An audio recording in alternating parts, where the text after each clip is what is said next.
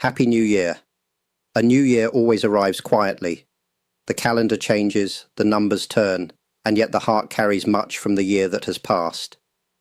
As we step into 2026, many of you may feel a mixture of hope and exhaustion. You survived 2025. You learned things you did not ask to learn. You endured moments that demanded more patience than you thought you had. You may have made promises to yourself that faded, and you may still carry a soft disappointment about the person you wanted to become. This moment, right now, is not here to judge you. On the first day of a new year, the world often speaks loudly about discipline. It tells you to be stricter, harder, more forceful with yourself. It suggests that if you failed before, the solution is more pressure. But many people already live under great pressure. More force does not create peace. More punishment does not create change. What if discipline is not meant to hurt you? What if discipline is the most gentle form of self-compassion you can practice? This teaching is for those who feel tired of beginning again with anger. It is for those who want to grow without hating themselves along the way. It is for those who sense that lasting change must come from care, not cruelty.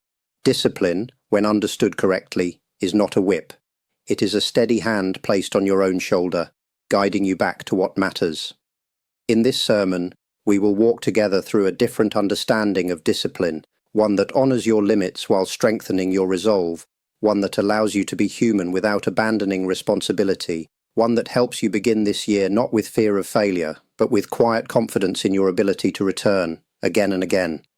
If you are listening on this first day of the year, it is not an accident. You are ready for a kinder path forward. Discipline is often misunderstood because it is taught through the language of punishment. Many people believe discipline means forcing the mind into obedience, silencing desire through shame, and correcting mistakes with harshness. This misunderstanding creates fear. The moment discipline is mentioned, the body tightens, the heart resists, and the mind prepares for conflict. When discipline is born from fear, it does not last. It becomes something you endure for a short time, not something you live with ease. In Buddhist practice, discipline was never meant to be an act of violence against oneself. The Buddha did not awaken through cruelty. He awakened through understanding. Discipline in its original spirit is not about control, but about care. It is the wisdom to see what leads to suffering and the compassion to gently step away from it. Harsh discipline assumes that you are broken and must be fixed. Gentle discipline understands that you are already whole, but sometimes confused. When you speak to yourself with anger after failing, you are not strengthening discipline.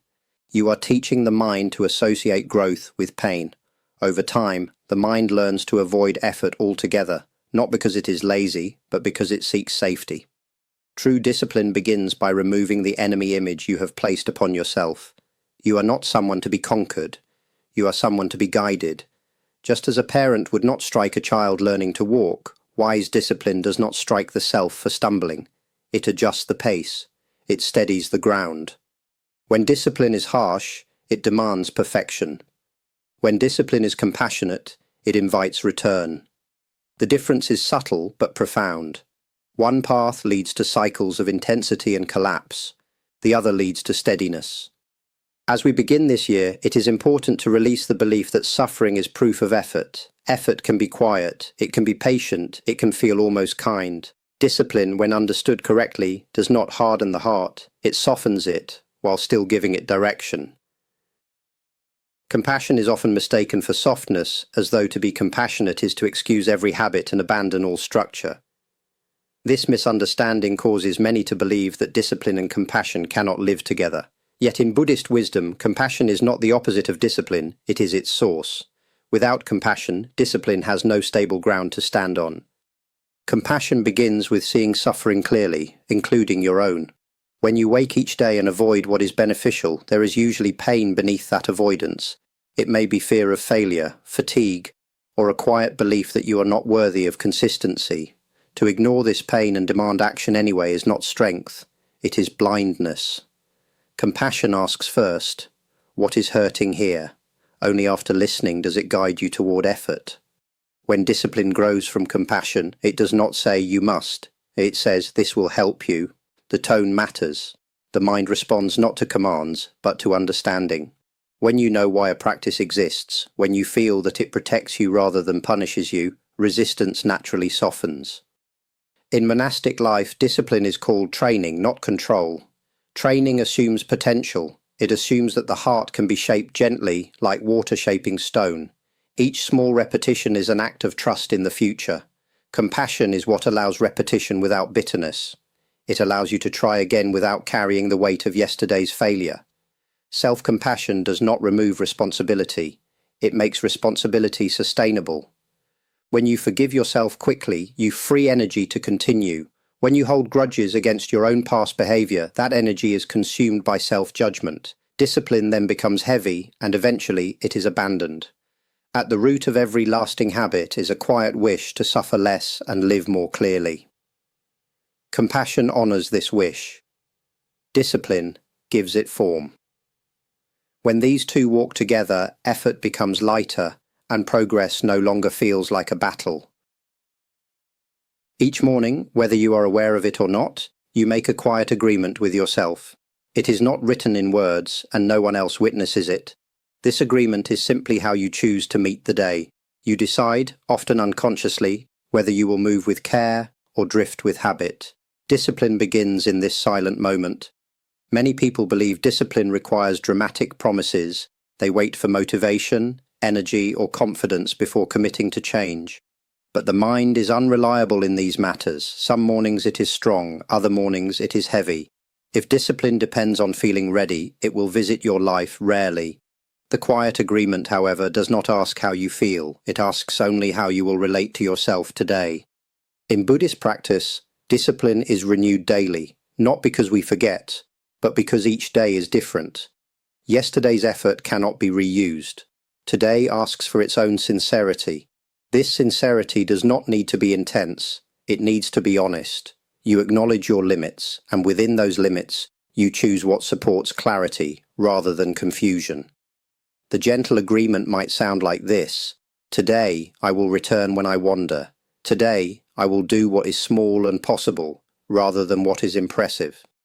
Today I will not abandon myself when discomfort appears. These are not rules.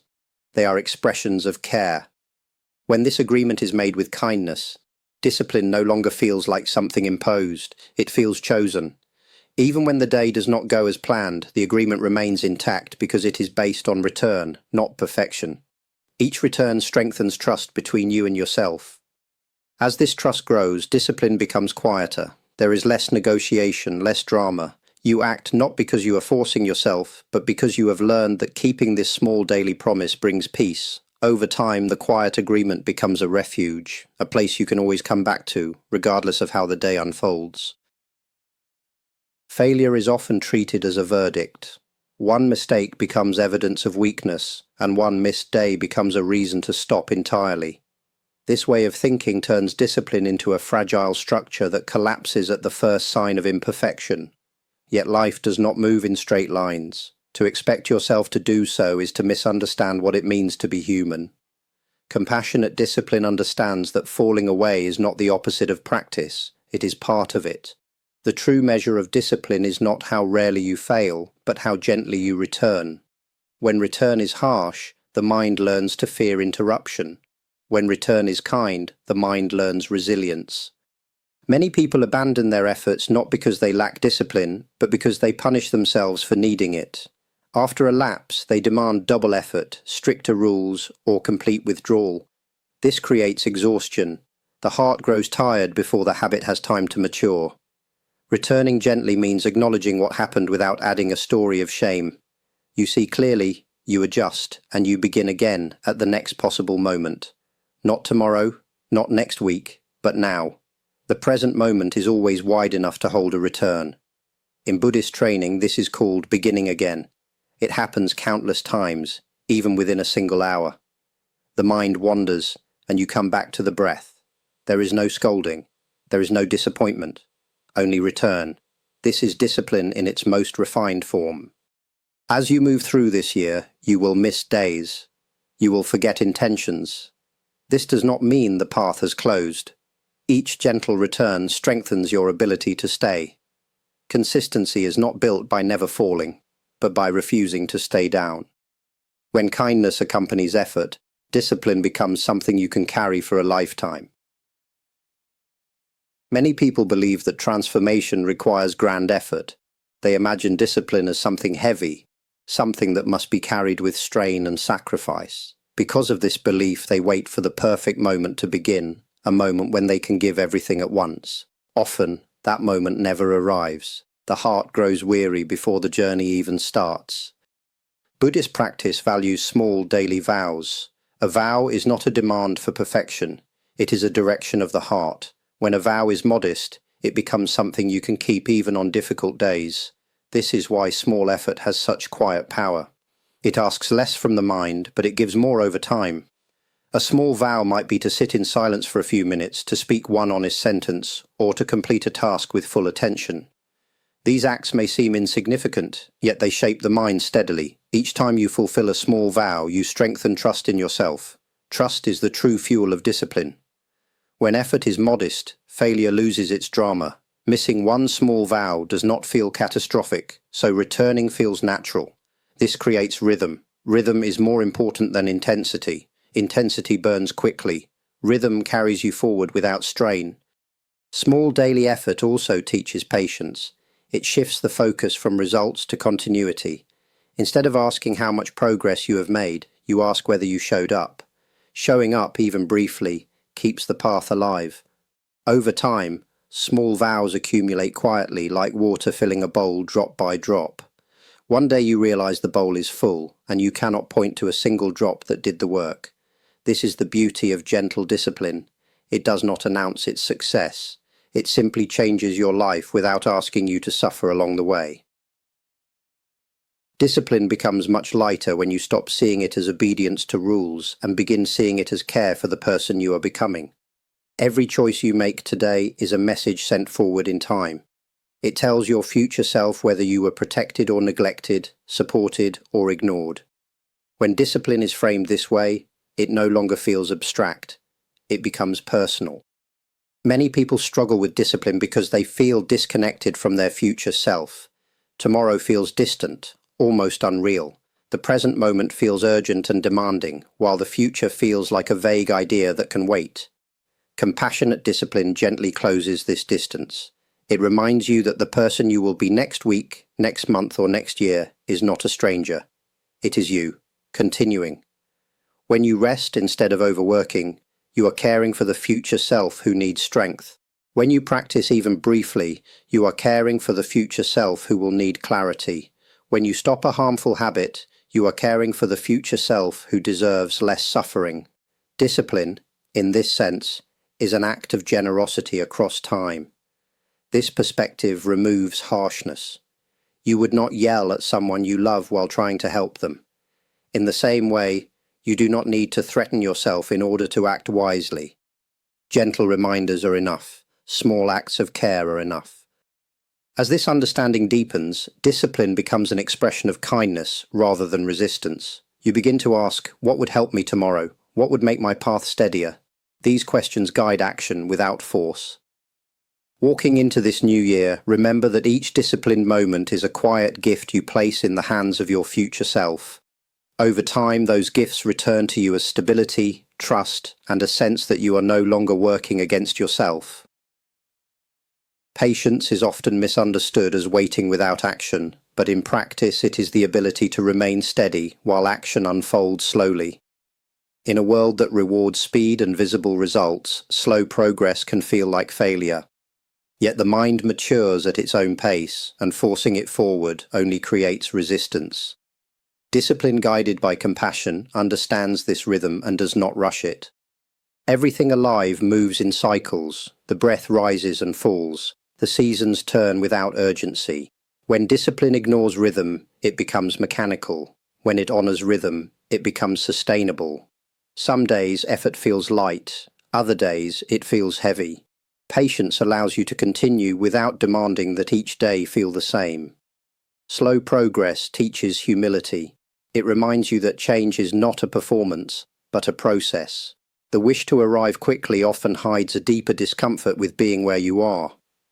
Patience asks you to stay present with what is unfolding, even when it is ordinary or unclear. This staying is itself a form of discipline. In Buddhist training, progress is rarely dramatic. It shows itself quietly in how you respond to difficulty, in how quickly you soften instead of harden.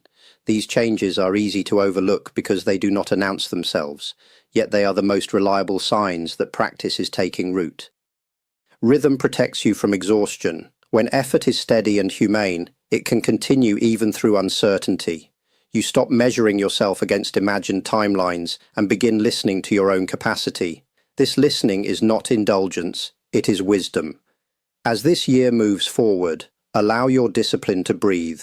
Let it advance step by step, without hurry and without delay. What grows slowly grows deep roots. With patience and rhythm, discipline becomes less about pushing forward and more about walking faithfully, one calm step at a time. Discipline is often tied to motivation, as though one must feel inspired to act. Yet motivation is a fragile guest. It comes and goes without warning, leaving the mind empty when it is needed most. To wait for motivation is to wait for the wind to carry you. Some days the wind is absent and the journey stalls. True discipline does not depend on feeling ready, it depends on practice. Practice is simple, quiet, and steady. It asks you to return again and again, regardless of enthusiasm or fear. In this way, discipline becomes a refuge, not a performance. It does not demand energy, it offers structure. It does not demand excitement, it offers continuity. When you let go of motivation as the foundation, the mind experiences freedom. You are no longer trapped by your emotions. You act because you have chosen a path, not because you feel inclined. This allows action to become natural. Returning to practice becomes a form of care, not a battle. In life, challenges will arise, days will feel heavy, and the mind will resist. If you rely on motivation, these days will become stopping points. If you rely on practice, these days become part of the rhythm. Discipline rooted in practice is patient. It allows for effort without attachment, for mistakes without shame, and for persistence without strain. Over time, you learn to trust the path itself. The journey no longer requires bursts of inspiration. Each step, no matter how small, carries meaning. Discipline becomes an act of love for the self, a commitment that does not demand perfection, but honors the heart's desire to grow steadily, gently, and without hurry. Discipline touches not only what we do, but also how we think and speak. The mind and the words we choose are like soil and water. They nourish or diminish the life we wish to grow. A mind full of judgment, worry, or self-criticism will weaken effort, no matter how consistent our actions appear. Words spoken harshly to oneself or others leave traces that are difficult to erase. In Buddhist practice, attention is given to every moment, every intention. Discipline in thought begins with awareness. Notice when the mind strays into blame or impatience. Gently return it to clarity without condemnation. Discipline in speech follows naturally, because the mind that is calm and kind will speak with gentleness. Your words then support rather than undermine your efforts. Daily conduct, the small gestures, the way you treat others, the way you honor commitments, reflects the true depth of discipline. It is easy to act with care when life is smooth, but the mind is strengthened when it continues in kindness despite difficulty. This is where the gentle path of self-compassion meets the outer world. Actions, thoughts, and words become a single current, moving steadily toward harmony rather than perfection. True discipline does not create rigidity. It does not demand flawless behavior. It encourages attentiveness, humility, and patience. Each choice, no matter how small, reinforces the understanding that growth is a continuous act of care. When you align thought, speech, and action, life itself becomes a teacher, reminding you that the path is not about forcing change, but allowing steady transformation to arise naturally. By tending to the mind, words, and conduct with gentleness, you cultivate a discipline that is both strong and tender. This is the discipline that sustains, that nurtures, and that quietly guides you forward through every day of the year. As the year begins, it is natural to look ahead with hope, to imagine the person you wish to become. Yet hope alone does not carry us. It is gentle, consistent effort, rooted in compassion, that shapes the life we seek. Discipline is not a force that bends the self into something it is not. It is a steady hand, guiding the mind and heart toward what is wholesome and life-giving. The path of compassionate discipline is simple, yet profound. It asks for honesty, to see where the mind resists, where patterns of avoidance arise, and where old habits persist. It asks for patience, to return again and again without judgment, even when progress seems slow or invisible. It asks for care, to treat yourself as you would treat a dear friend who is learning, stumbling, and striving to grow. Over time, this approach transforms not only action, but perception. Challenges become teachers, failures become opportunities to return, and the heart grows resilient without hardening. Discipline ceases to feel like a burden. It becomes a sanctuary, a rhythm that carries you forward day by day, step by step. As you move through 2026, remember that the gentle path of self-compassion is not a shortcut. It is a lifelong practice. Small vows, patient return, mindful speech, and steady effort, all nurtured with kindness, will guide you farther than intensity or willpower ever could. You do not need to rush. You only need to continue. Let this year be a testament to quiet persistence, to care for the self that often goes unnoticed, and to the understanding that discipline, when born of compassion, is a gift you give to your future self. Walk gently, return faithfully, and allow each day to shape you with wisdom, strength, and ease. As we conclude this reflection, remember that discipline is not a punishment, nor is it a test of strength. True discipline is gentle, rooted in self-compassion, and guided by understanding. It begins with small daily choices, quiet agreements with yourself, and the patience to return whenever you stumble. It touches your mind, your words, and your actions, creating a life of steady growth rather than fleeting bursts of intensity. To bring this into your own life, start with modest commitments. Choose one simple practice, a few minutes of mindful breathing, completing a small task with full attention, or speaking kindly to yourself, and honor it each day. When you falter, return gently without judgment. Notice the rhythm of your effort more than the outcome and cultivate patience with every step. Over time, these small acts accumulate, and your discipline becomes a source of resilience, calm, and confidence. Reflect on your intentions each morning. Remind yourself that discipline is a form of care for your future self, not a measure of perfection. Speak kindly to yourself, nurture continuity over intensity, and trust the quiet power of steady practice. This is the gentle path that can transform your year and your life without harshness or struggle. If this teaching resonated with you, I invite you to like this video, share it with those who might benefit from a kinder approach to discipline, and leave a comment about the small daily practices you plan to carry into 2026. Subscribe to the channel to continue walking this path together, exploring wisdom that helps you grow gently, steadily, and with care. Your journey is yours, and each return to practice is a step toward a year filled with mindful presence and self-compassion.